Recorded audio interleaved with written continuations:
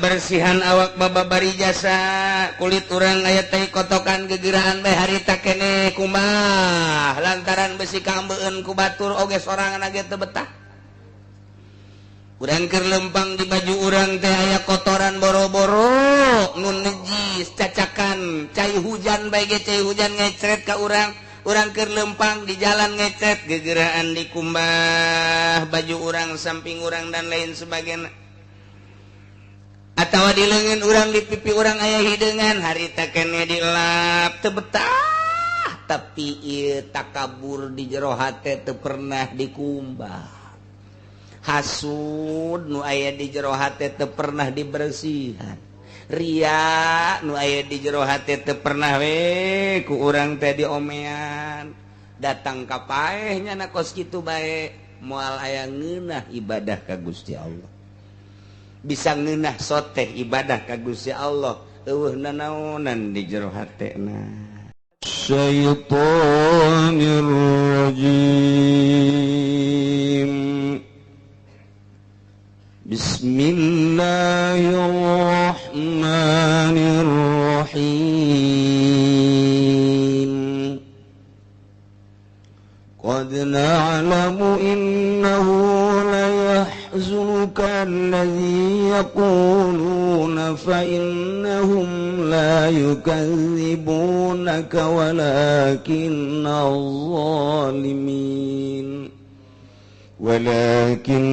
الظالمين بآيات الله يجحدون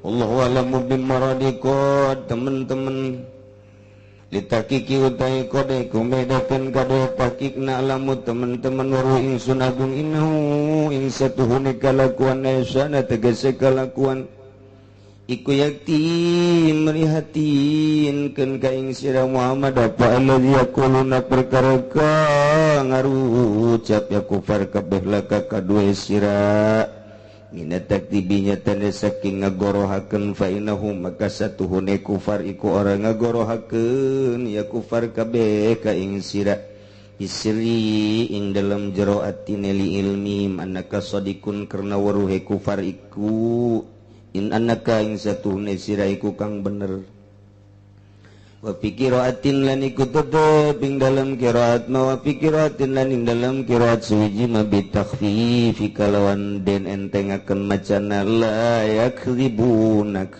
ay la yansibunaka ilal kidbi tegese orang ngabangsakeun ya kupar kabeh ka ing sira maring goro walakin zalimina lam tetapi ne wong kang zalim kabeh wa dha'ahu maudi al mudmar ngadokonkeun ya Allahu ing awalimina ing dalem panggonan mudmar biayatillahi kalawan sake ayat Allah Al-Qur'an ditegese Qur'an ya jahdun ku kang angas kabeh ku kang angas ya zalimin kabeh yukadzibuna tegese gagorokeun ya zalimin kabeh walaqad kudzibat rusulun min qablika fasabaru ala ma kudzibu wa udhu hatta atahum nasruna wala mubaddila likalimatillah walaqad ja'aka min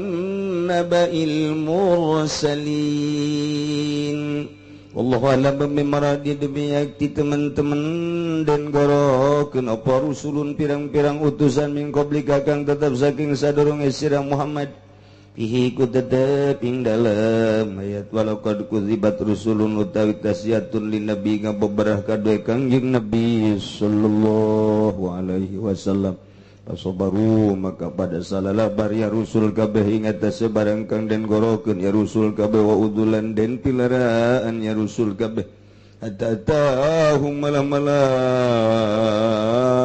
takahum ing rusul apa nasuna pitulung insun agung bih lagi kaumihim galawan dan rusa kaum rusul fasbir maka sobar sira Muhammad hatta yatiaka nasru malah teka ing sira papitulung bih lagi kaumi kagalawan dan rusak kaum sira wala mubadilalan oranana genteni ku maujud li kalimatillahi kadua sakeh kalimah Allah bahwa ini tegese pirang-pirang janji Allah walaqad ja'alna ki teman-teman yakti teman-teman tekaing sira minnabail mursalin opo berita kang den utus kabeh ma yaskunu bi qalbuka barang kang meneng kalawan ma opo ati sira wa in kana kabura 'alaika i'raduhum fa in istata'ta an tabtaghiya nafaqan fil ardi aw sulaman fis sama' fatatiyahum bi ayah walau syaa Allahu lajama'ahum 'alal huda fala takunanna minal jahilin Allahu a'lamu bimuradi wa in kana lamun ana kalakuan iku gabura agung azumat tegese agung alaika ing atase sadaya radu maka mengone kufar kabeh anil islami saking islam lihirsika alaihim kana kasam sama sira alaihim atase kufar fa in istata'ta maka lamun kawaasa siran tam tagi ing tanyu prisiran apakon ing lubang sarban tegese dadalan tegese dadalan ing dalam bumi piladi ing dalam bumi awas sulaman atau tangga atau tarajem sidan tegese ngon munggah bisa maing dalam langit fatatiau magan-negan isirahum ing kufar biayatin kalawan ayat bimaktarahu saking barang kang kawe-kawe kufar kabeh fafal maka migawe sirah mana ing mana anaka Bapal magami gawe sirah mana utai mana naikuan naga satuhun sirah ikulat satu dalika ora kawas sirah dalika ing mangkono-mangkono antab dagian nafakan asbir maka sabar sirah hatayakum Allah malah-malah ngahukuman sapa Allah walau syaa Allah lalamun ngarsakeun sapa Allah hidayatahum ing nuduhakeun ane kufar la jamahum maka yakti ngumpulkeun ya Allahum ing kufar alal huda ing atase pituduh walakin lam yasha dzalika lan tetapi ne orang ngersakeun ya Allah dzalika ing mangkono-mangkono hidayah falam yu'minu maka orang ngarimankeun ya kufar kabeh fala takunanna maka ajana temenan sira Muhammad minal jahilina iku tetep saking kang boro kabeh bidzalika kalawan mangkono-mangkono insyaallahu la jama'ahum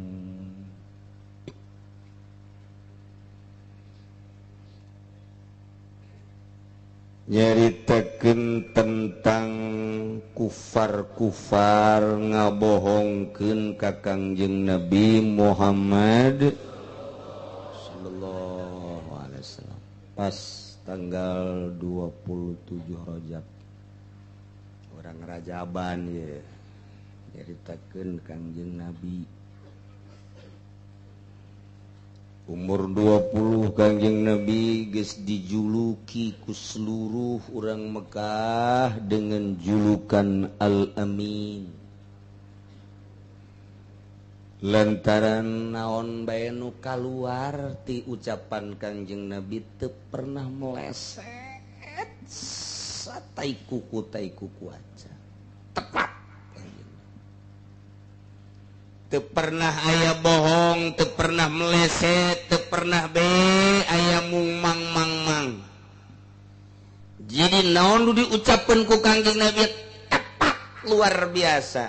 Dijulukilah Kangjeng Nabi ieu adalah dengan julukan orang yang sangat terpercaya, Al-Amin. Nyawa amin di urang. Amin Rais, Aminuddin. Jeung berbagai amin beta mah geus. Kangjeng Nabi mah predikatna Al-Amin. Masyaallah.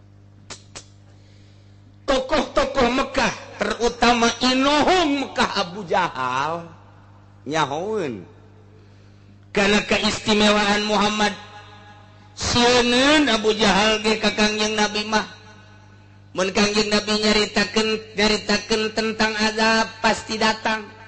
Menyaritakeun naon bae pasti bae matak sieun jero hatena mah Abu Jahal cacak-cacak Abu Jahal pang pinterna pang tokohna pun inohongna di Mekah atletik nama mengakui kana keistimewaan Kangjeng Nabi ngan gengsi eta teh gengsi mun dibabawa geus bahaya jasa gengsi naik Kangjeng Nabi umur 40 tahun diangkatlah jadi Rasul Allah. Ketika Kangjeng Nabi khawah di Gua Hiro menyepi Kangjeng Nabi menyendiri Kangjeng Nabi ninggalkeun dunia ninggalkeun makhluk duduaan rarasaan jeung Gusti Allah teh ngeunaheun jasa di luhur gunung teh asa bareng jeung Allah asa komunikasi nyambung jeung Allah ngeunaheun tak urang ge lamun geus bisa sorangan nikmat ibadah geus hebat apa lamun jelema can bisa sorangan ibadah sorangan mah salat sunah ge Allahu Akbar Allahu Akbar ai di loba jelema rapi salat ieu nu pas kiai Ki Haji teu beres sama pas kitu lamun loba jelema wai salat sia ai di imah bae mah pamajikanna ge nyahueun Pak Haji teu salat di imah bae mah mun eueuh sasati lok salat tapi lamun aya jelema waduh geus pang salatna bae cek kana kula mah lamun teu salat teh nyeri awak cenah insyaallah padahal mah pamajikan lagi ngajebihan bae sacayut ngomong tadi mana kajawan urang mun di loba jelema pakarak lamun loba jelema nyawerna ge parah weh kadede anak mah dieu mah hayang meuli SG ganggarateun tah ieu potongan-potongan munafik sakos kitu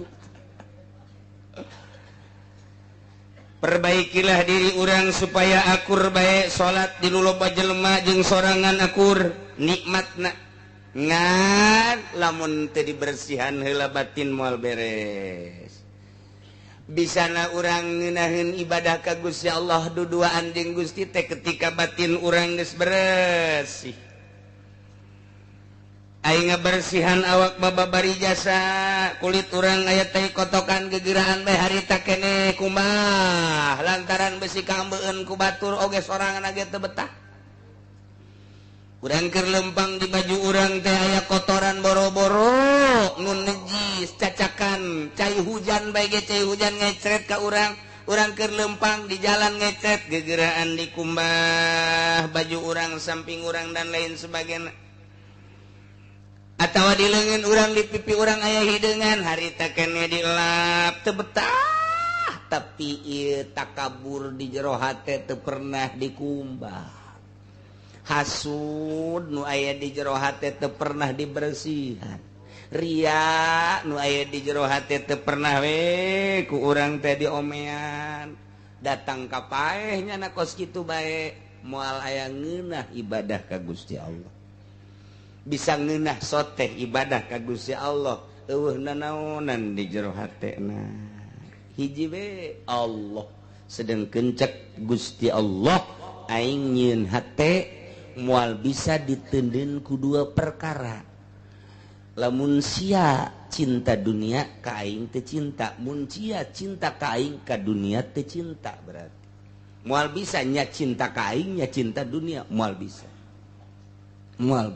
akhrij hubad dunya min qabl bika keluarkan cinta dunia di jero hati anjeun fa inilah adba'u hubbi wa hubad dunya fi qalbin wahidin kaula moal ngumpulkeun cinta ka kaula jeung cinta dunia di jero hate hiji hate nya cinta dunia nya cinta ka Allah moal bisa berarti di jero urang di jero hate urang renungkeun aya sia awak cinta teu ka sawah cinta ka mobil resep cinta tante resep ai cinta jeung resep eta geuning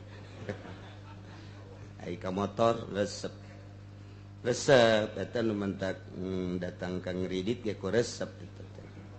Berarti siapa lo bakal resep jasa ka resep. Berarti teh cinta ka Allah. Teu cinta teh ka Allah. Kajen teuing ngomong cinta sungut doang. Jadi kurang kadeuleu dina prak-prakanana. Praktekna. Nah, bari. Awak aya cinta ka Allah. Cinta. Ai kada dia henteu. Mantak teboga ente cinta ka dunia kunaon? Mobil teboga, motor teboga. Tebogana emang sia cinta apa teboga? Teboga atau mah bohong tak kayak situ teh. Tah mah ka Allah henteu ka dunia henteu tungtung nama. Henteu gen. Eueuh, cinta mah cinta bae. Renungkeun tafakur ngaranna. Dek datang ka ira atuh cia cinta dunia. Aju atuh ulah dagang bae. Lain ulah dagang ulah resep. Dagang ngadagang baik sebab mungkinna loba kepentingan pamajikan mapan kudu dibiayaan anak mapan kudu dibiayaan masjid mapan kudu dibangun majelis talim kudu dibangun ketika perang kan kudu dimodalan ulah sote cinta ari dagang mah terus jadi atuh cenah kiai hete mah hese makana kudu ngaji ge makana kudu ngaji nu mentek ka ditu na aing mah cinta dunia cenah moal dagang. Awas ya mun teu dahar kumaha sia. Hah? Jadi atuh kudu belajar. Tadi mah tadi bae ngalaksanakeun lain jang aing mah. Ja aing mah geus teu cinta. Paling ge 2 piring aing mah sapoe. Tapi pan anak mah teu bisaeun teu akur jeung urang pikiranana. Pan pamajikan mah can akur pikiranana jeung urang. Atuh jang pamajikan jeung jang anak ya tanggung jawab urang. Urang tasawuf pamajikan henteu. Ulah diseret ti tasawuf jeung urang. Mentak tak ieu bangsa-bangsa kiai anu tatasawupan teh can nyahueun cara hirup can nyahueun kumaha urang nyana tasawuf tilok dahar ti beurang tilok nginum kopi tilok nginum teh paling ge bukana jeung cai putih urang nyaba ka imah nyana ngahareupan urang tapi urang teh disuguhan kaparat tak kiai atuh tasawuf nyana bae eta mah atuh ji, kumaha mun ngagoler di dinya. Teu make otak kata kiai kos kitu. Jak Kangjeng Nabi ge jago puasa, jak Kangjeng Nabi ge jago zuhud pangjuhudna moal aya tanding ka Kangjeng Nabi. Ketika aya tamu suguhan. Tamu mah tamunya namanya na. Geus nya nama deuk puasa mah enggak. Nek teu ngadahar sangu los, tapi ketika aya tamu tanya, geus dahar tan jan. Encan sarua. Sial cak tamu teh suka deh. Tanya tahu di mana ya? Aduh habis di Bogor berangkat jam sabaraha? Jam 7. Mampir-mampir tadi henteu langsung bae. Wari inget jam 11 can dahar ya berarti ya paingan kesangan bae budak. Atuh ayana. Tama nyana mah puasa los. Nyana mah teu ngadahar sangu los. Tamu mah Allah tak suguhan.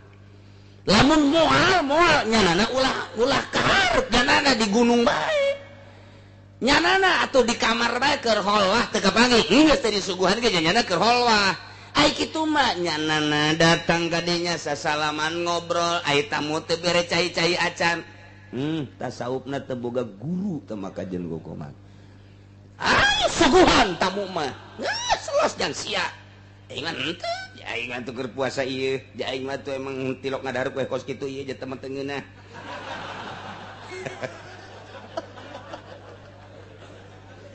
Jadi lamun urang deuk tasawuf, si gade ieu mah, aduh cenah aing nyaba ka kiai anu, aju kunaon? Nyana mah abong puasa bae aing teh dibere cai-cai acan sakana teh. Ajeuna ka ditu teh teu hayang aing lah. Kalaparan aing datang ka ditu. Tah eta salah teh kos kitu. Kangjeng Nabi orang contoh si Abdul Qadir coba orang contoh unggal poe nyana puasa daharna ge geus saeutik jasanya nama kadang-kadang teu dahar ketika aya tamu disuguhan tinggali dina manakibna jang susuguhna ge daging sabaraha sangu sabaraha nu beuki sangu nu beuki roti jang tamu Masya Allah jadi ulah sok dibawa diseret urang can tasawuf titah tasawuf jeung nya tungtung nama tasawuf henteu kalaparan mah geus.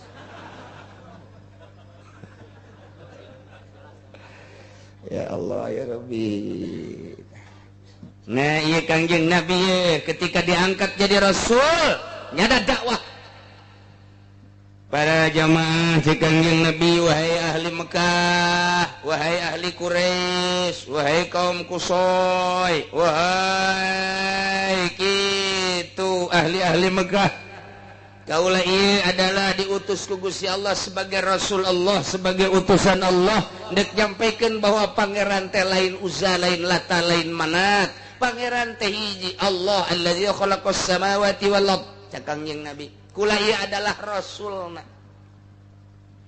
Uyang ingatnya Muhammad cak Abu Jahal.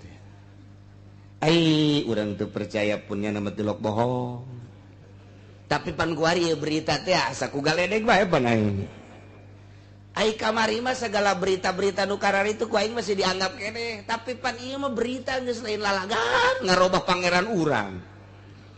Ku urang geus diminyakan pangeran, ku urang teh geus disuguhan pangeran, ku ari titarobah pangeran urang cenah ka Allah nu teu kedeuleu ku mata urang. Ya si Muhammad kumaha? Jadi kieu Muhammad, jadi edan ngadadak Muhammad. Teu beres ya Muhammad ieu. Narobrolnya jeung barisjana. Jahat. Naon? Apaan eta Muhammad batilok bohong? Heueuh tilok bohong nana. Aing geus nyarti jasa eta budak bener jasa bener. Tapi pelebah ieu banyak urang deuk ngabenerkeun bae. Jitu ke heula ih. Ke heula ulah ka heula. Tapi kan nyana eta lamun engke ku urang teu dipercaya, ajung ke nyana nyaritakeun ku gara-gara urang teu percaya siksa kumaha? Ku eta aing sieun ge. Cak Abu Jahal aing sieun ka Muhammad sebenarnya mah. Jadi diharap mah biasa jada teh tulak cangkeng ditukangeun mah sieun, kanu bener mah sanu teh sieun. Kanu jujur sanu teh sieun, sieun kabeh ge kanu jujur mah. Nu mantak jawara tilok kadeukeutan kiai kunaon? Sieun. Sieun ku jujur ai ku jelema mah sapira kiai ditikem ge atuh ya, komo leutik mah. Tapi ku jujurna, naon sebabna? Jero hate aing kanyahoan ku nyana. Pan bisa kanyahoan pan al mukmin miratul mukmin. Mukmin teh kaca jelema mukmin. Urang lamun ngaca kanu sahandapeun, yo atuh hebatan aing salat siang mah aing mah make sunah sia mah henteu kaca ngaranna teh. Naek teh kanu akur, ja akur teh budak kacana. Di kaca ku urang teh sia jeung aing akur, teh salat sia 2 rakaat aing rakaat teh salat dan sarua kaca kan ngaranna. Aya deui teh naek ka luhur, itu mah loba salatna. Aing mah rada saeutik ngaca tah. Rada kurang teh loba omong tanya teh. Geus teu loba omong tak keur ngaca tah. Keur ngaca. Deuk bae aya deui kiai. Nyana mati peuting ge hudang bae zikirna ge teu eureun-eureun mulai geus. Malah ka ditu lah aing. Malah aku nanya, geus teu nyaho bae. Mung si eta mah kadang-kadang katebakeun bae tah mun aya nanaon teh. Jadi kumaha eta urang geus sia bae ka ditu. Aing embung isin, emang kunaon teh? Atuh pan geus sia mah. Aing ngiriman bae tah ka ditu aing mah embung. Kunaon gitu? Geus loba omong. Selantaran pan aing mah loba kabeugi keneh. Di nomor HP aing loba HP nyasar. Nyasar kumaha sia? Geus aing kanyahoan nomor HP aing itu kiai eta mah geus kanyahoan. Geus aing mah hatur salam bae. Teu kuateun ngaca ngaranna al mukmin miratul mukmin. Kanu sahandapeun mah wani, kanu sasama mah wani. Barang kasaluhureun lain gelut, lain gelut mah sapira kiai disintreuk ge. Ngancleng. Tapi etana teh aing teu kuat teh isin. Jadi kada teh kanya aduh, geus ya sugan aing mah lain. Jadi tengah-tengah ku aing nyana nyahoeun ka aing. Berarti atuh. Yeuh. Geus lah, loba omong. Geus loba omong. Eta keur kitu tah ieu ge ieu. Abu Jahal ka Kangjeng Nabi teh kos kitu. Sieun, isin lantaran ngaca nyana. Loba kasalahan, loba katakaburan, kasombongan jeung sajabana. Ngaca ka Kangjeng Nabi. Sebab jadi kaca. Nah urang ge lamun selalu ngaca kos kitu teh jang introspeksi dititah al mukmin miratul mukmin. Jelema mukmin teh kaca. Lain ngaca kieu, otak sia mah kieu sih kaca teh. Coba ka dieu sia tuh. Dia tuh kadolo aing. Da kulit sia leuwih hidung ti otak aing. Boro-boro aing ngaca ka sia. Blon dah budak. Sakira apa cara kaca nu di lapan gitu. Tah cara tadi tah. Lain urang bae nu teu paham di zaman eta teh surah Tuan Abdul Qadir. Si Abdul Qadir keur nyaritakeun al mukmin miratul mukmin, masyarakat tetep teu percaya. henteu ngarti maksud ngaca kumaha sih cek tuan saya boro-boro jadi wali siapa segitu gitu ngarti maksudnya ngaca kumaha aja urang mah ngaca teh atuh kadeuleu beungeut kadeuleu awak eta ngaca jadi disurahkeun ku tuan saya Abdul kieu ngaca teh tah model tadi deuleu ku sia dulur sia nu sahandapeun sia asa kumaha diri sia asa hebat kan sebab kacana jore deuleu kacana nu akur sia asa akur kan kacana akur deuleu kacana nu leuwih heran kumaha eta perasaan sia isin geus ngaca berarti sia ngaca urang kuari boga banget kasep ngan ukuran kasep urang bae jol bae aya urang Arab nya mancung irungna nya bentik bulu matana kumisna ngajeripit janggotna geus rapih jasa eta nu tatadina ka kasepan teh barang deuleu itu kan ngaca nah mumpung lah jeung eta mah aing saingan eta mah ngaca karana eta keur carita ngaca beungeut kabelah dituna ngaca harta kabelah dituna mah eta kos kitu anak nu kudu di dieu mah ieu akhlak kaca tuh dulur urang anu leuwih hebat kaca tuh mantak si Abdul Qadir mah sanggupan hei masyarakat boleh aing ngaca sia ka aing nya nama terang-terangan tuh si Abdul Qadir mah gerang ngaraca sia ka aing dititah ngaca ka Kangjeng Nabi mah Kangjeng Nabi geus eueuh nu aya kuari aing incuna boleh aing dek kadu naon sia jeung aing kos kitu teh kos sombong tuan Syekh Abdul Qadir mah kaca aing ku sia lamun sia salat bandingkeun salat sia jeung salat aing mun sia puasa bae bandingkeun puasa sia jeung puasa aing mun sia udang ti peuting bandingkeun udang sia jeung udang aing kaca aing tuh aing ngomong kos kitu teh lain hayang harta geus liwat teu hayang aing mah harta aing ngomong kos kitu lain hayang agung geus liwat keagungan aing mah dibandingkeun jeung sia teu hayang aing mah aing teh hayang mulia liwat aing mah artina liwat geus dinolkeun teu hayang dunia teu hayang agung teu hayang mulia hiji nu dipake ka hayang ku aing mah Allah kaca aing ku sia karak jelema tararungkul kabeh kitulah kakutuban Tuan Syekh Abdul Qadir Al Jailani qaddasallahu sirrahul aziz nah ye cek Abu Jahal teh cek Abu Jahal ngomong kieu Muhammad ai kamari masih ngomong kieu kitu ge aing percaya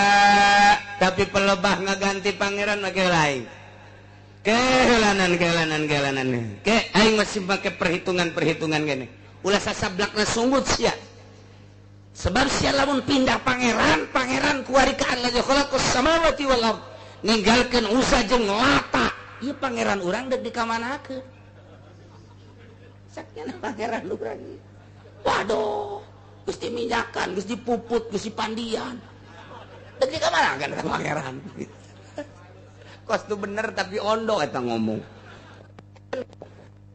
artinya pangeran ya Allah leuwih ti orok ka pangeran lain mandian urang endahan dipandian sama pangeran tetep cak Abu Jahal manya urang waduh pangeran ulah dihina Kangjeng Nabi ku Abu Jahal awas ya Muhammad lamun sampaikan ka ngomong-ngomong di pangeran aing kajen kukumaha nu bertindak ka sia awas ya Muhammad Abu Jahal langsung ceramah wahai para ahli Mekah kamari ieu mah nu ngaran Muhammad teh julukan Al-Amin teh jelas tapi setelah ieu nyana teu aya sababaraha bulan ai pra aya ngaganti pangeran awas ulah waka percaya ka nu ngaran Muhammad awas ulah waka haju pra iman bae kanu diimani ku Muhammad deuleu ieu jahal ieu deuleu ieu embah maraneh kabehan hayang naon maneh kebutuhan datang ke embah ka dieu ulah nuturkeun Muhammad awas watu masyarakat geus kukumaha ge asal dibere beas bae asal dibere roti bae asal dibere duit bae geus bae kos pencalonan lurah teu nyaho bener teu nyaho salah pokona asal dibere duit siap kadituna kaduhung aya pencalonan bupati asal dibere duit pilih kaduhung nu aya jeung urusan negara emang meureun eta wawatak nu kuari teh akur jeung wawatak kaum Abu Jahal alhamdulillah ya rabbil ya jawab Abu Jahal kos itu. Hayang beas datang ka aing, hayang roti, hayang terigu datang ka aing, hayang duit datang ka aing, nu penting sia ulah iman ka Muhammad. Ayo, buat tuh Abu Jahal jelema ternama atuh. Direkrut kunyana perekonomian jang nyumbang jelema supaya ulah iman kanu diimankeun ku Kangjeng Nabi Muhammad sallallahu alaihi wasallam. Kangjeng Nabi dakwah teu didarengekeun. Kangjeng Nabi ngajak teu didengekeun. Masya Allah, timbul prihatin manusiawi ngaranna. Cak Kangjeng Nabi padahal pan ieu diangkat ku Gusti jadi Rasul Gusti, tapi jelema teu percaya tah watak jelema teh eleh ku dunya. Nu mantak ieu atut teh jago jasa nuturkeun Abu Jahalna. Jago ieu mah nu penting menang kumaha ieu? Neuleuh nyana kaluluhurnyana ka Abu Jahal. Baheula Abu Jahal teh kos kitu tah lantaran nyumbangan jelema supaya ulah iman ka Kangjeng Nabi Muhammad, loba nu nuturkeun Abu Jahal diparake lakukan kandidat nu aya di Banten, nu aya di Indonesia, khususnya di Jakarta jeung di Banten, komo di Tangerang mah alhamdulillahirabbil. Alhamdulillah ka Indonesia goblok.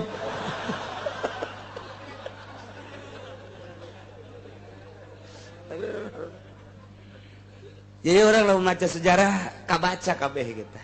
Kos kitu tah. Ya Allah, ya Rabbi, kamari supermi di beda-beda sabaraha. Ngaku atuh sia. Tuh.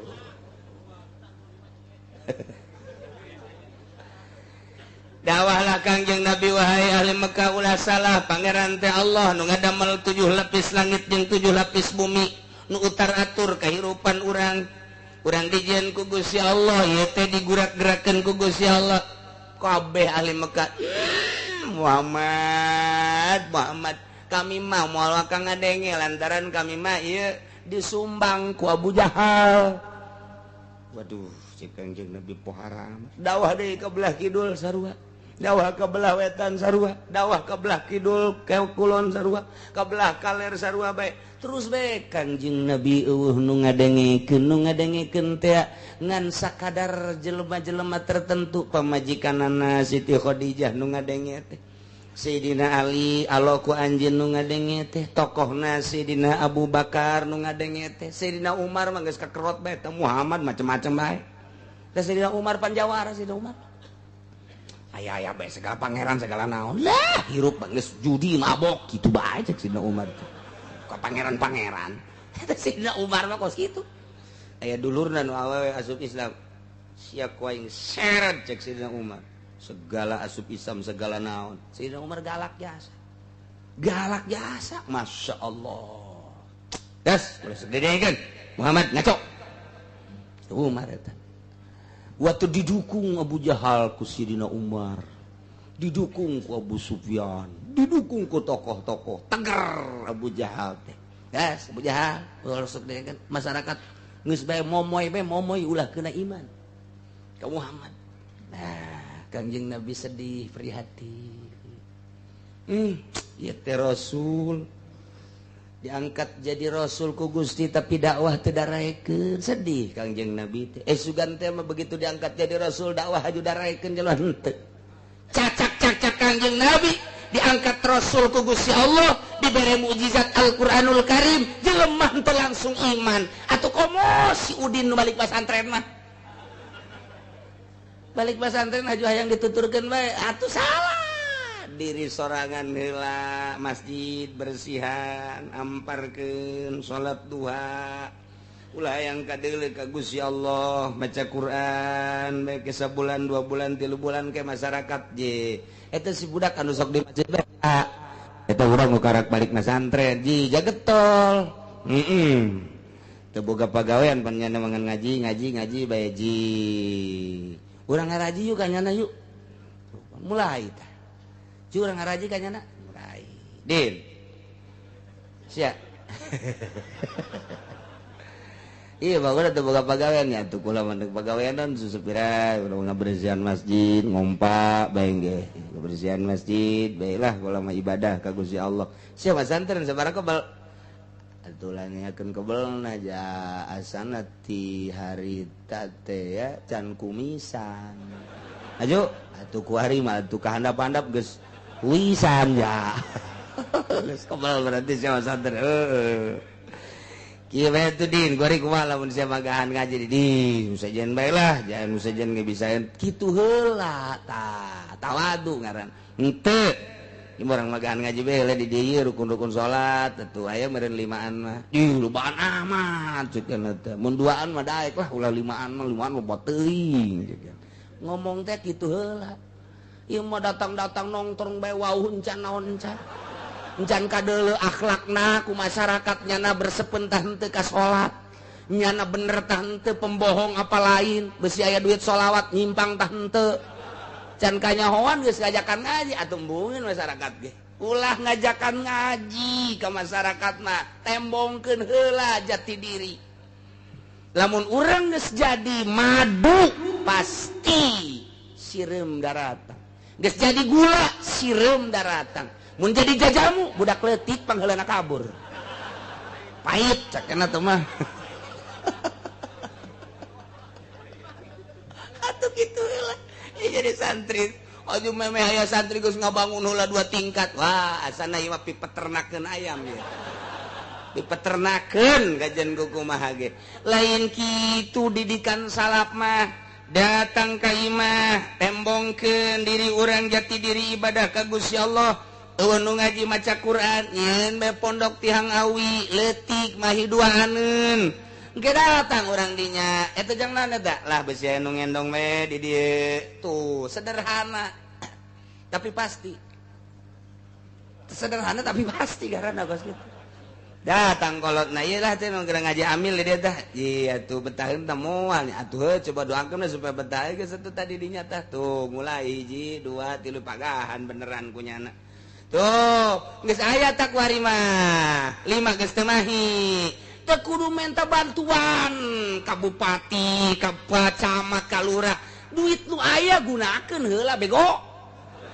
Sapira meuli awi opat deui da panjangan ieu ku aing ka dieu ieu make hateup ka dinya tah set beres ke aya deui ke kakarak geus aya 50 santri aya nu sugih ka dinya ceng sia magan ngaji bangunna ku tegep ieu lah sategep-tegepna kula bae ieu pondokna rombeng dibangunkeun nya ku mangajinya ih mangaji ge resep keneh kan ka dunya ulah sok bungan bangun nu batur lah heulanan henteu mangaji mah ieu mah atuh neangan bae.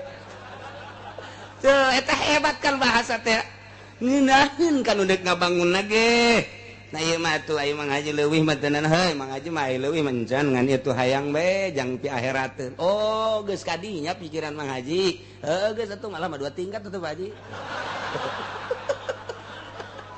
Ngan senang hate lantaran Ki Hajina ge teu kapaksa sebab naon pikiranna geus jang ka akhirat. Geus teu kapaksa. Coba orang nyen proposal. Proposal naon teh budak? Pondok pesantren bener tentu saja budak ngajina. Can pugu nyumbang geus bener henteu. Padahal mah nyumbang lah 400 200 sia jasapan. Itu salah urangna, salah. Jelema keur neangan dunyana dipake ka hayang ku urang atuh ngamuk. Ulah wae kaeulanan, tenang bae. Engke ge nu sugih teh jasa ruah agama nami Islam. Geus ditoel mah ku Gusti Allah. Ji di lembur aing ieu budak magahan ngaji rame ieu. Sok aya marhaba pondokna bocor teh budak tah. Je, kentengna dibeuli bae kitu ku aing. Kena kahujanan. Atuh geus atuh atuh.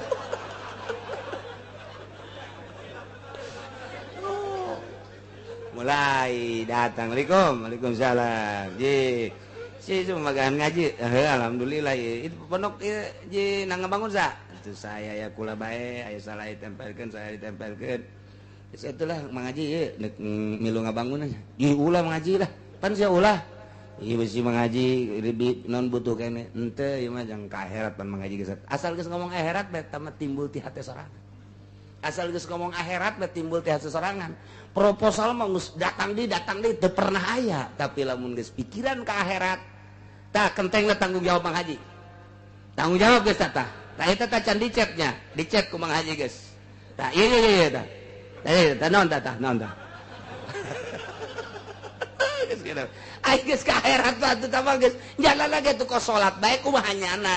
enggak akhirat mah yang 4 rakaat selesai yang 5 yang 2 tuh kumanya nyumbang ge kos gitu kene Masya Allah nah jati diri santri heula ulah sok hajun yang proposal komotan cek Tuan Syekh Abdul Qadir mah kabatalan kiai salaf ketika datang ila abwabis salatin ketika datang ke lawang-lawang sultan ke camat ke lurah ke bupati batal jadi kiai na engkena boga bangunan doang moal didengekeun ilmu Allah na eta cek Tuan Syekh Abdul Qadir batak tinggal dituturkeun bae kurang dihadiahan kudu izin ka Tuan Syekh Abdul Qadir mata kiai lu sok ngal nyebarkeun proposal teu izin ka Tuan Syekh Abdul Qadir teh mah kos kitu dihadiahan ongkoh tapi izin henteu boon teh mah kiai ulah geus bae aceuna nu nyumbang ya tong geus sakitu ayana paket heula tauhid ku urang dihareupeun Allah. Nah Kangjeng Nabi teh manusia prihatin lantaran dakwahna dibohongkeun. Lain bae Abu Jahal, Abu Sufyan jeung Abu nu lainna. Bahkan seluruh masyarakat geus diomongan bahkan disumbang ku Abu Jahal kita ngabohongkeun Muhammad. Kangjeng Nabi kan manusia tetep bae ketika dibohongkeun mah ngerenyed hatena sedih. Aya kasedih Kangjeng Nabi kadang-kadang ngurucut cai mata sedih dibohongkeun ku masyarakat cek Kangjeng Nabi boro-boro sadunya cacak-cacak di Mekah ge geus dibohongkeun sepoe 2 poe 3 poe 5 poe terus datang ka saminggu datang ka sabulan masih keneh dibohongkeun sedih Kangjeng Nabi taya turun ayat malaikat Jibril mawati Gusti Allah Jibril sampaikan ke Muhammad lantaran Muhammad Rasul aing teh keur boga kasedih sampaikan gara Jibril disampaikan ku malaikat Jibril ieulah ayatna nu ku urang dibaca qad na'lamu innahu la yahzunuka allazi yaqulun nyata jelas aing nu agung cek Gusti Allah nyaho jasa sanyana kalakuan yakin ucapan-ucapan Quran kupar-kupar ucapan-ucapan kupar bentuk ngabohongkeun ka anjeun teh geus ngajadikeun sedih ka anjeun Muhammad kasedih anjeun teh ku dibohongkeun ku kala kapirin-kapirin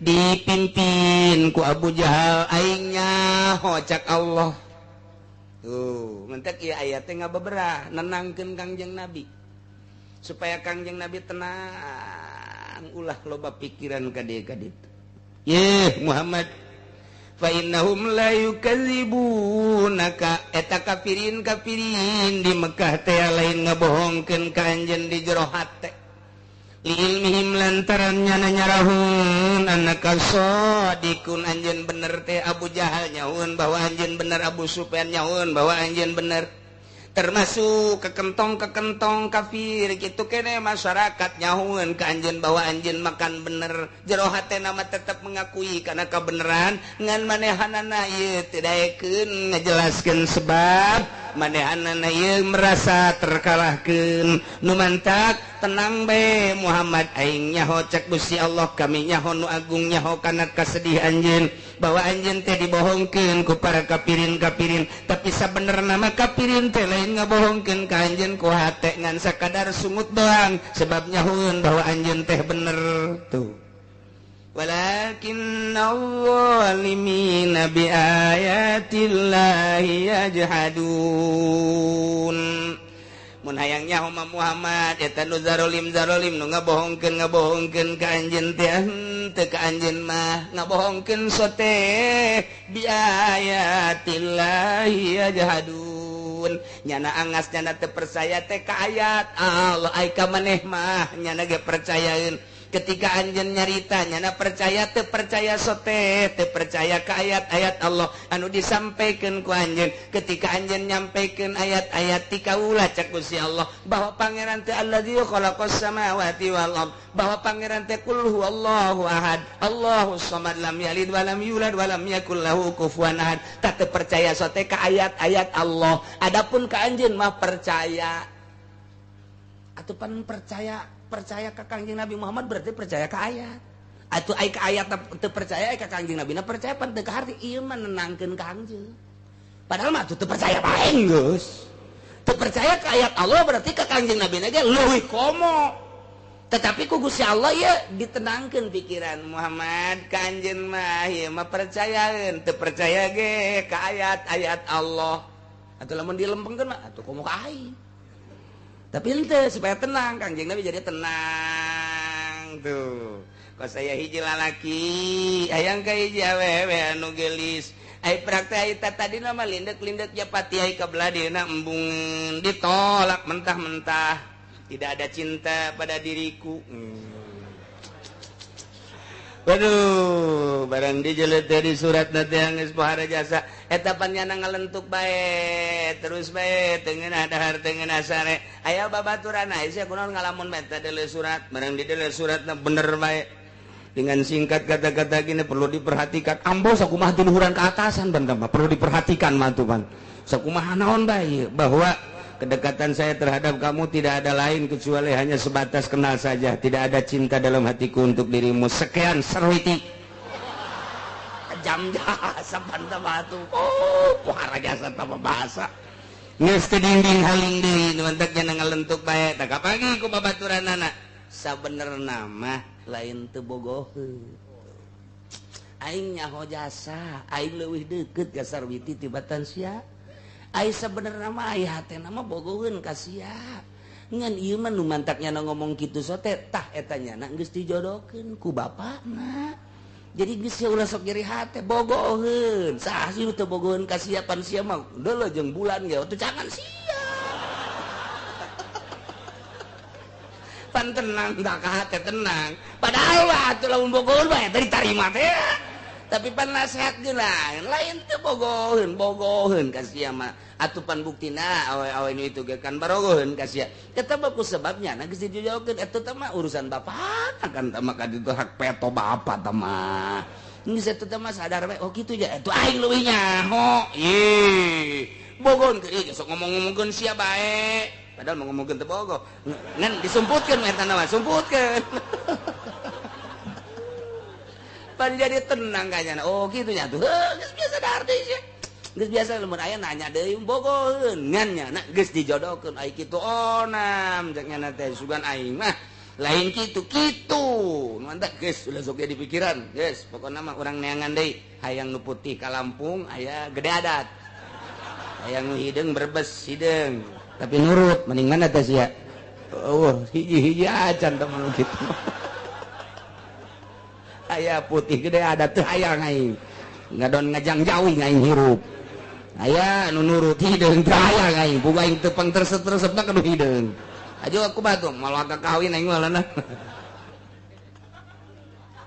tuh jadi ku Allah dinasihatan tuturkeun dia nasihati Gusti Allah ya tuh masyaallah fa innahum la yukadzibunaka Muhammad ulah sok sedih ulah sok prihatin kufar teu ngabohongkeun ka anjeun pisirri di jero hatena mah da nyahoeun bahwa anjeun teh bener walakinaz zalimina wa bahu walakinaz zalimina bi ayatillahi yajadu ngan nu zalim teh kufar-kufar Mekah eta mah teu resepeun teh ka ayat ka anjeun mah resepeun masyaallah lamun cek ahli bilagah mayat wal muzhar maudi al mudmar iltifat ngaranna sebab di itu nama la yazunukal ladzi yaquluna fa innahum la yukadzibunak dhamir kunaon tu kablah dina dizahirkeun walakinnaz zalimina bi ayatillahi yajhadun kudu nama walakinnahum bi ayatillahi yajhadun tina walakinnahum dipikeun humna dhamir ditendeunan walakinnaz zalimina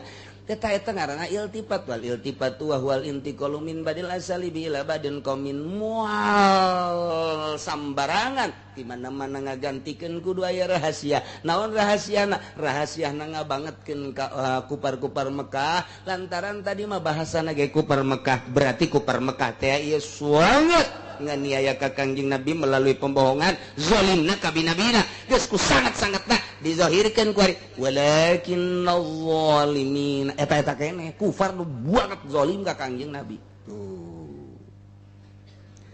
walaqad kuibat rusulun min qablika fasabaru ala ma kuzibu Jibril bejakeun ka Muhammad lain Muhammad bae nu dibohongkeun ku kaumna nyata jelas kudzibat rusulun rasul-rasul nu baraheula ge Kangjeng Nabi Musa, Kangjeng Nabi Isa, Kangjeng Nabi Harun, Kangjeng Nabi Sulaiman, Kangjeng Nabi Daud, Kangjeng Nabi Ibrahim, nenek moyang bapak moyang baheula tetep kudzibat rusulun min qablik. Sanjan anjeun Muhammad tetep rasul-rasul nu baheula ge horenganan dibarohongkeun. Nu mantap Kangjeng Nabi Yunus datang ka mabur bae ge lantaran dibohongkeun ku kaumna. Nu mantap Kangjeng Nabi Sulaiman haju ku Gusti Allah kitu diturunkeun heula darajatna eta tadina dibohongkeun ku masyarakatna.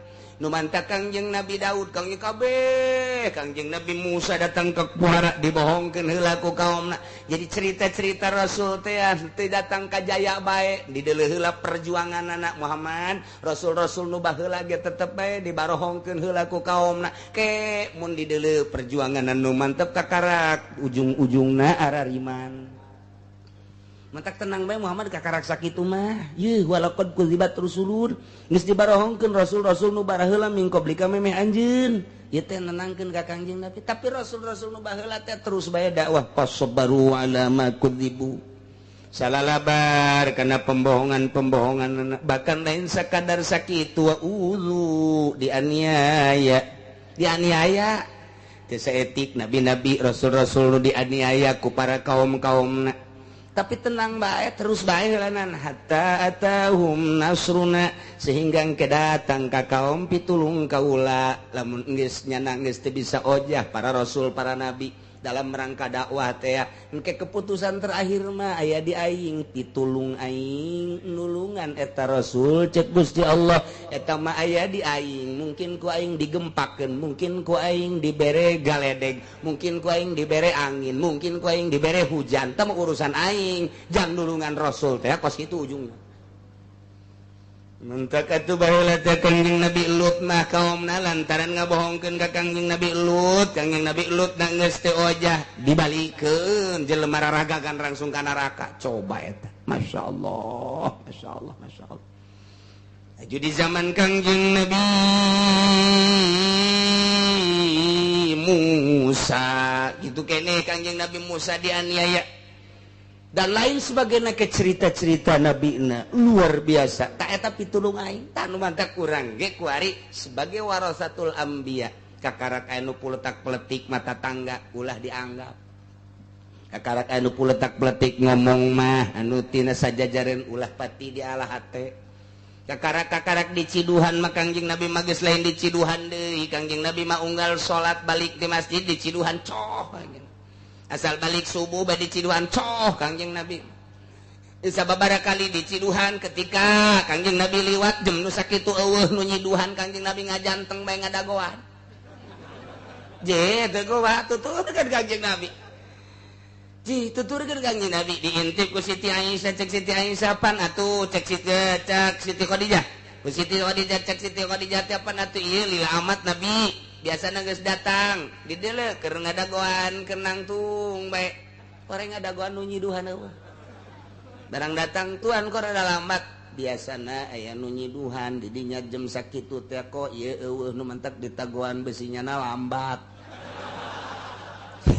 tuturkeun Kangjeng Nabi aya urang muringkak bulu urang mah kos kituna teh geus lain sakitu deui Kangjeng Nabi mah beres kok bro jeung nu di imah kaluar punten cek Kangjeng Nabi naon aya nu sok nyiduhan teh dirinya saha ngaranna oh Kipulan emang kuari ka mana oh nya Muriang dilayat ku Kangjeng Nabi dilayat ku Kangjeng Nabi Waalaikumsalam oh Muhammad aya naon lain biasana kula sok diciduhan ieu aduh hampura sakit hampura aduh kula ieu keur muriang panas tuh izin amat Muhammad wah kula mandek iman baik aja asyhadu an la ilaha illallah wa asyhadu annaka Muhammadan Rasulullah bu Muhammad horenganan eta istiqomah jasa anjeun teh ku sebab kula eueuh bae disampeurkeun ka dieu eta teh mah endek iman mah alhamdulillah hidayah ti Gusti Allah ca Kangjeng Nabi engke kumaha mun aya Abu Jahal datang lah Abu Jahal tinggal Abu Jahal guys kula izin jasa mainnya kula teh nyiduhan bae dilayan pas kitu urang mah mantep jasa urang aya nu ngomongkeun bae ge saha eta nu ngomongkeun aing hah diteluh sia ku aing nya kiai leluh tuh gas urang diundang ngariung ka tetangga aya si anu moal aing mah datang ka dinya emang urang aya si eta satungtung aya si eta aing mah moal atuh ngagedean mah masalah Kanjeng Nabi mah diciduhan di layatnya nama diomongkeun doang teu datang-datang acan geus pepisahan deuk kumaha deuk jadi panutanana kudu nama datang kadinya biasa ngomongkeun deui alhamdulillah atuh sapa ku urang langsung ku urang sopanan geus geunah ya Allah ya Rabbi geus ditata ku Kanjeng Nabi contoheun urang uswatun hasanah unggal maulid uswatun tapi dek irahan nuturkeunana urang tuh ya Allah wala mubaddila li kalimatillah teu aya nu bisa ngagantian kana ketentuan Allah kana janji-janji Allah lamun Allah geus dek nulungan dek dirusak ku gempa dek dirusak ku angin dek dirusak ku hujan ku banjir dan lain sebagainya saha nu neuk bisa ngagantian la mubaddila li kalimatillah walaqad ja'aka yakin geus datang ka anjeun min nabail mursalin berita-berita mursalin anu bakal nenangkeun ka hate anjeun geus Muhammad kuari mah tenang bae ulah sok haju sedih ulah prihatin kakarak dibohongkeun sakitu nu bara heula mah leuwih ti kitu kakarak timbul tenang ka Kangjeng Nabi mudah-mudahan urang kabehan bisa nyontok ka Kangjeng Nabi bisa nurutan Kangjeng Nabi bisa nganut ka Kangjeng Nabi sehingga urang diaku sebagai umat Kangjeng Nabi di akhirat jaga urang disyafaatan ku Kangjeng Nabi urang di barokati umil Quran Al-Fatihah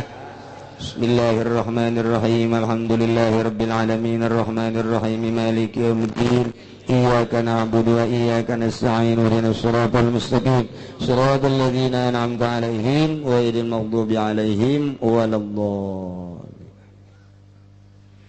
Bismillahirrahmanirrahim wa qala ghairuhu lan ngucap sapa lian khalifah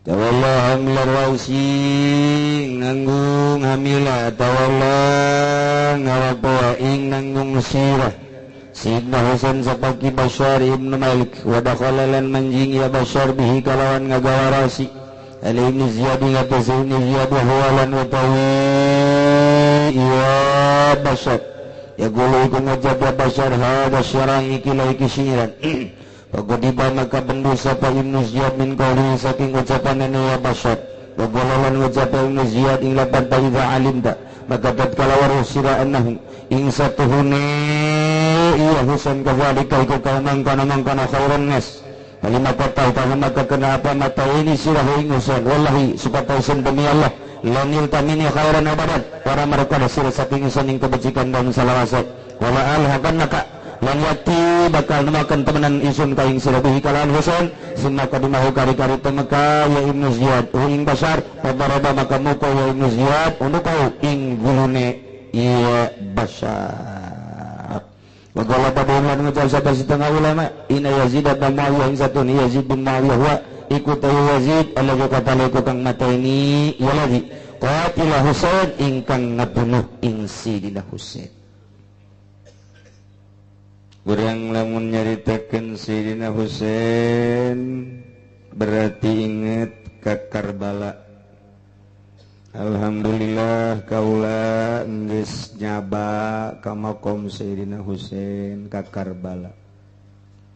Masyaallah. Hese nyaritakeunana keindahan Karbala. Keindahan kitu makom Sayyidina Husain. Keindahan bangunan-bangunan nu ditaretes ku mutiara-mutiara. Parijeng arsitekna anu luar biasa cakepna hebatna keagungan Sayyidina Husain secara batin dalam rangka memperjuangkan agama anu haju dicacag-cacag haju dibentukeun kuburan di dinya zahirna mulya batinna mah leuwih mulya zahirna kuari pohara jasa dimumule ku urang Iran Karbala ayana di penungtungan Irak Iran ta eta teangan haju leuwih urang ditu mah datang ka makom Sayyidina Husain di lawang nabe lawang nangis diciuman sujud diletakkan diciuman terus datang ke jero makam nage nu teu cerik-cerik kabeh bahkan aya peragaan kitu duka terhadap Sayyidina Husain tak ieu teh aya jelema dipeupuhan dada teh dipeupuhan jadi aya hiji babacaan di Iran anu mengenang karena kedukaan tertinggal Sayyidina Husain dibunuhna Sayyidina Husain jadi nyana teh ieu tah kadu bandeng dudak dada bahkan lamun haul Sayyidina Husain 10 Asyura tah ieu dibocoran yang datang ke kaluar getih ratusan ribu manusia ketika haul Sayyidina Husain antara Irak jeung Iran berbagai negara nu darareukeut Syria na Jordana terus di Mesir daratang ka dinya lempang ratusan juta manusia eta mah makom Sayyidina Husain geus pohara jasa padahal dina thariqah teh Kangjeng Nabi Allah ngawurukan malaikat Jibril kita ngawurukan Kangjeng Nabi malaikat Jibril diwurukan ku Kangjeng Nabi ngawurukan Sayyidina Ali ngawurukan Sayyidina Husain jadi nu kaluar ti dina Husain seluruh thariqah jalur mana bae Naqsabandiyah Qadiriyah wa Naqsabandiyah Khalwatiyah Utsmaniyah Ghazaliyah Satoriyah gozak wabeh ti ditu depan kitu tah Kangjeng Nabi Sayyidina Ali heula kemudian Sayyidina Husain kemudian Zainal Abidin kemudian kaina gitu Ja'far ta eta terus datang ke Kiwari tapi eta dianggap Syiah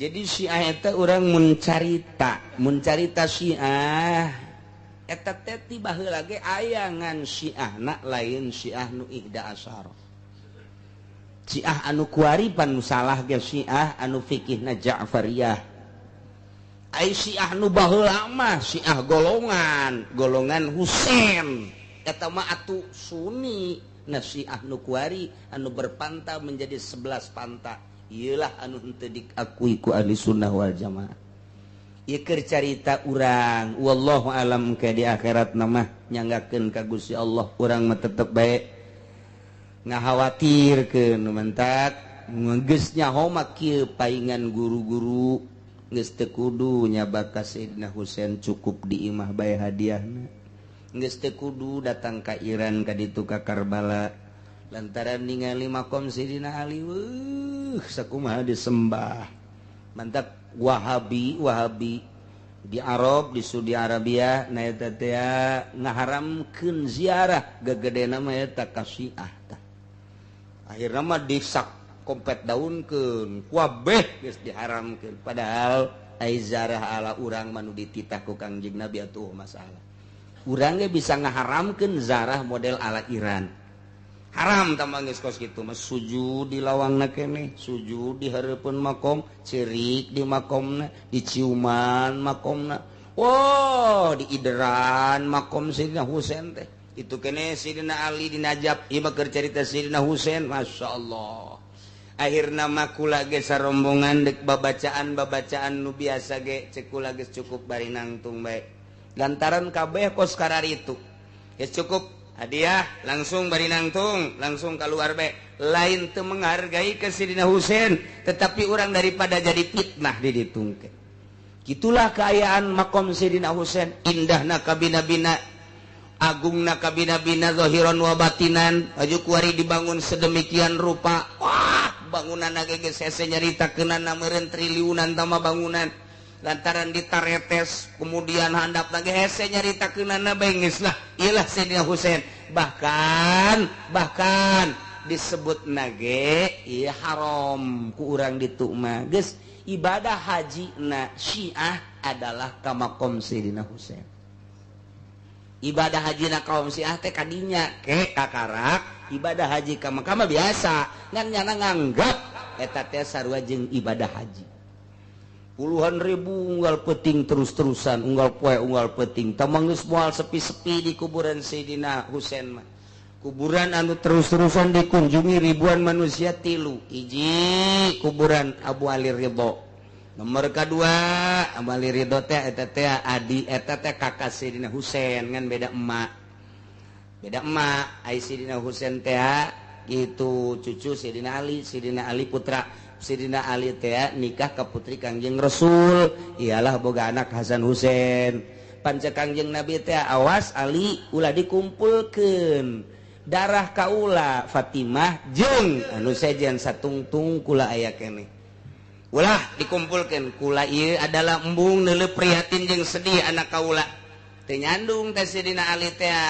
Begitu Siti Fatimah maot kawin deui ka Sayyidina Ali boga anak lah ngaranna Abul Fadl. Abbas kunyahna ti Abul Fadl. Geus adik kakak Sayyidina Husain jeung Abul Abbas. Ta eta teh Abul Abbas tah disebut Abul Fadl. Ieu adalah adikna lantaran Sayyidina Husain mah ti heula kuburanana masyaallah hiji makom Sayyidina Husain puluhan ribu. Dua Abul Fadl luar biasa Abul Abbas emang tidinya katilu ngan misah kuburanana misah embungnya na dihijikeun nu mantak embung dihijikeun isin waktu perang manehanana gitu haus dahaga begitu haus dahaga anu luar biasa nyanalah anu bertindak neangan cai mawat wadah tadi naik kuda begitu datang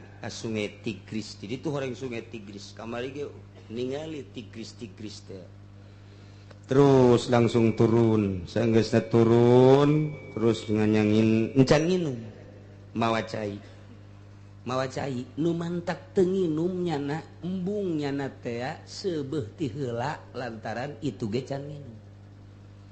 Ahli-ahli Allah mah boga pikiran teh kos karitu lamun aing nginum aing seger batur aing mah keur cacalangapan kajen teuing bareng bae nginum. Coba teh angan di dieu nu boga pikiran kos kitu. Coba hiji bae henteu nya namanya dahaga cai aya nyana nu ngala henteu kieu aing heula memeh batur henteu. Ke bareng nginumna. Di ais wadah langsung naik kuda kabeneran aya penjahat di dinya teh musuh. Dihadanglah ku musuh ieu leungeun nu keur nyekelan les ye nu keur nyekelan ditempas cap ku musuh potong leungeunna sakieu dicekel les ku leungeun kenca cai digegel ka dieu geus ieu geus kaketepengan ngabelaan babaturan dulur anu hayang nginum nyanana encan nginum lantaran neuleuh basi keneh bisa langsung ditempas di kirina langsung make suku les make suku ieu dicekelak langsung ieu sungut ieu ngabelaan itu lantaran masih keneh bisa keneh bae dipanah ceger bae tah eta nyana terus kokorandangan cai mah datang ka dulurna nyanana maot. Gitulah memperjuangkan dalam rangka perang si pintekos gitu masya Allah karim. Iyalah Abul Fadl mantak di ditu teh cai teh dijadikan lambang. Hiji panah, kedua cai ngolocor. Di hareupeun masjid nage cai, di tengah-tengah kota nage cai. Cai ge make wadah gitu ngulucur bae. Lantaran tah mun teu nyaho sejarahna dongengna urang bingung datang ka ditu. Ieu cai sing kolocor ronak sunna. Bapak sia dekat itu teh dongeng acan dongeng oh kos kitu bantak kula dongeng di seperti eta tah geus ngadongengkeun na ieulah lambangna cai nu mantak ku Gusti Allah langsung begitu maot manehanana disadiakeun sorga naon tah lain tinana naonna eta teh embung nginum mantak dina kitab-kitab sufi dipuat embung nginum padahal cai aya sabab naon embung diri sorangan seger ai batur kahaus dahaga kajen teuing batur anu seger diri sorangan maka kajen teuing dahaga ge ta eta teh sufi kos kitu ari tasawuf kuari mah kajen teuing aing loba berkat batur maka kajen kalaparan ge ta tasawuf nu kuari teh kos karena itu bloonnya saya ta aduh Gusti atuh jasa urang nyaritakeun tasawuf isin jasa isin jang sorangan jang batur kabeh. Nah Sayyidina Husain langsung ceker ku Ki Basar, potong huluna, ditendang-tendang pakai bola, awakna dicacak, hatena diremes-remes Sayyidina Husain teh, digeger sakumaha ngegelna hindun ka hate, kitu Sayyidina Hamzah. Majikan Abu Jahal teh geus karengseun jasa ka Sayyidina Hamzah lantaran terbunuh Abu Jahal sebagai suamina di Badar, di Uhud dihantam Sayyidina Hamzah, ceger, cacag 70 cacagan, ceger-ceger korek ku si hindun teh eta dadana, berewek, cokot hatena, gegel, dirames-rames ku gereget-geregetna ka Sayyidina Hamzah. Cak Kangjeng Nabi zahirna seperti kitu, Hamzahna teu pernah nyahueun sebab memeh maot ruhna geus aya di sorga. Kula geus neuleuh Hamzah keur uncang-uncang di surga. Iba kecerita zahirna seperti eta Sayyidina Husain incu daripada Kangjeng Nabi, diperlakukan seperti Sayyidina Hamzah. Tah ieulah wah geus acak-acakan awak nama inting-intingan. Tinggal huluna dipajang-pajang tas ditendang-tendang. Gitulah memperjuangkan agama. Urang geus datang ka mana memperjuangkan agama. Geus datang ka mana urang coba. Kakarak saeutik diomongkeun geus eureun. Kakarak teu meunang berkat bae eureun urang mah. Memperjuangkan agama teh urang mah ojol. Ojol urang mah tah. Ieu kos kieu masyaallah karim. Nah huluna nu mentak awakna Sayyidina Husain teh dikubur di Karbala, baheula mah seungit terus-terusan ku ari ge seungit. Hese nyaritakeun seungit ngan meureun geus campur-campur jeung parfum ayeuna mah. Hiji Sayyidina Husain puluhan ribu bae, dua Ali Ridho puluhan ribu bae, tilu Sayyidina Ali. Tamu moal eureun datang ka Irah ge ribuan manusia teh mah di dinya mah. Ya Allah ya Rabbi tah baheula mah teu bisa dongeng karing ge urang ngacaan kitab ku ari mah geus nyaho urang ka Najab geus nyaho ka Karbala horeng kos kitu jelema teh masyaallah pohara jasa ngahormat ka Sayyidina Ali, ngahormat ka Ali Ridho, ngahormat kitu ka Sayyidina Ali, ka Sayyidina Husain geus pohara jasa disebut lagi haram-haram. Sayyidina Ali disebut Masjidna Haram, Sayyidina Husain disebutna haram, Ali Ridho disebutna haram. Ali Ridho geus sarua mempertahankan ahli sunnah wal jamaah, mempertahankan sunni terbunuhnya nah di zaman Raja Harun Ar-Rasyid. Datang ka di penjaranya nama di jerotane. Ilah Ali Ridho mantak makomna masyaallah ribuan puluhan ribu pengunjung unggal poe. Nah ieu kecerita sirahna geus disepakan-sepakan nah wa qala gairuhu cak salian khalifah nyaritakeun ngurus mamawa kana mawa sirah Sayyidina Husain Basar bin Malik nu ngabunuhna. Ki Basar bin Malik dibabawa ku nyana asuplah nyana bari mamawa sirah Sayyidina Husain ka itu Ibni Ziyad. Bari ngomong kieu Ki Basar teh ngomongkeun sirah nu tadi teh qataltu khairan nasi umman wa abban wa khairuhum yansibuhun nasaba. Kaula geus bisa ngabunuh kana pangmulia-muliana manusia ti segi indung jeung bapana digedak. Digedak ngomong kos kitu teh tah. Ku saya nu gagedak Ibnu Ziyad, bae siap goblok ngomong kos kitu. Taida ayin tah anda kakana kadalik lamun nyaho eta pangbagus sa manusia. Segi bapa jeung indungna mun eta dianggap pangbagus sa manusia kalima kota tahu kurang dibunuh atuh ku sia goblok sia ngomong bae kharunas kasih Husain tapi ku sia dibunuh wallahi demi Allah lan ieu teh moal diengkekeun deui sia ku aing tilekeun balesan aing lan ieu teh mini khairan masalamat tileungan aing sia salilana wala alhiqannaka disusul sia ku aing dibunuh sia ku aing langsung didatangan langsung penggal leherna ceger bae balasan Sayyidina Husain sia ku aing sia terbunuh sarua bae teh. Oh eta main bunuh-bunuhan perang teh kos kitu eta. Ya Allah urang mah memperebutkeun limbah perang teh. Oh sogot ieu sogot itu. Tah kos kitulah.